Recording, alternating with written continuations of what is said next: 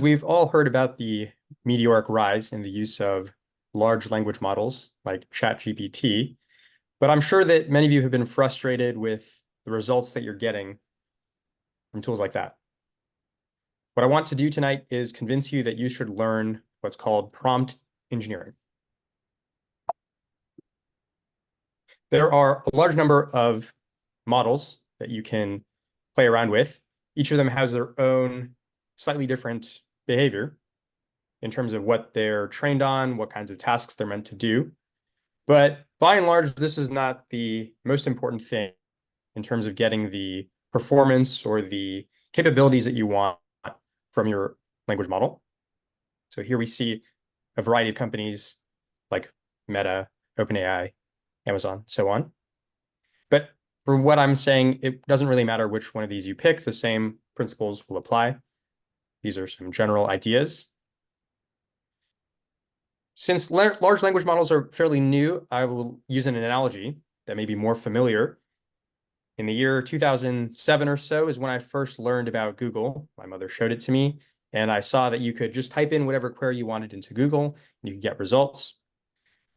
Results are not so good now as they were back then, not only because of search engine problems, but because you need to learn how to use a search engine. And one thing that not everyone knows how to do, but should know how to do, is use advanced search features. This is how you get the information that you really want in those niche circumstances, but they're also helpful to have in general. You can see that by specifying your query with certain quotation marks or words, you can get a more refined result. And I use this all the time, for example, to limit my search results to a specific website that I'm trying to look for.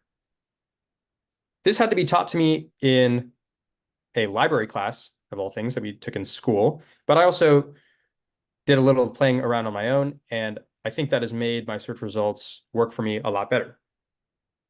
So transferring that analogy back to large language models, we have to know how to get the results that we want. Here are just a few tips to get started.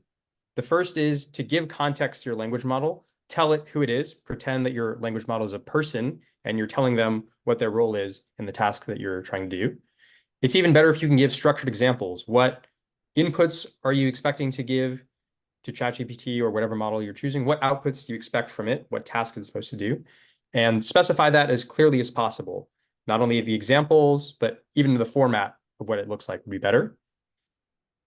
Another way to be specific is to provide the instructions in sequence. If you know how the task is supposed to be done, then say exactly, do this first, do this second, do this third. And finally, if your task involves a lot of reasoning, let it think. Tell it to think step by step or reason out loud so that it can perform the task correctly. So here's just one brief example. You'll see at the start, we tell the model, you are an expert research assistant. We give it the thing that we want it to know about. Then we say, first do this, second do this. And in this example, we show it the format for the citations, and we specify the question can't be answered, say so. These are ways of being very clear to the model what we want it to do. Or to pick a slightly more technical example that involves the step-by-step reasoning, we tell it to explain how it arrived at the complexity of a function. That's not the important part for this example, but the important part is saying explain your reasoning step by step. That encourages the model to say how it's thinking and get more accurate results.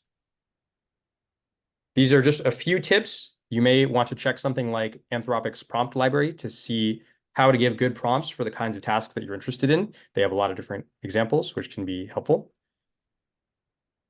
But if there's one takeaway, it's that if you felt frustrated by language models or you haven't used them much because you don't like their performance, I would suggest that you first learn to tune your prompt, use the tips I've outlined, and play around with them, fiddle around with them for your specific use case. Thank you.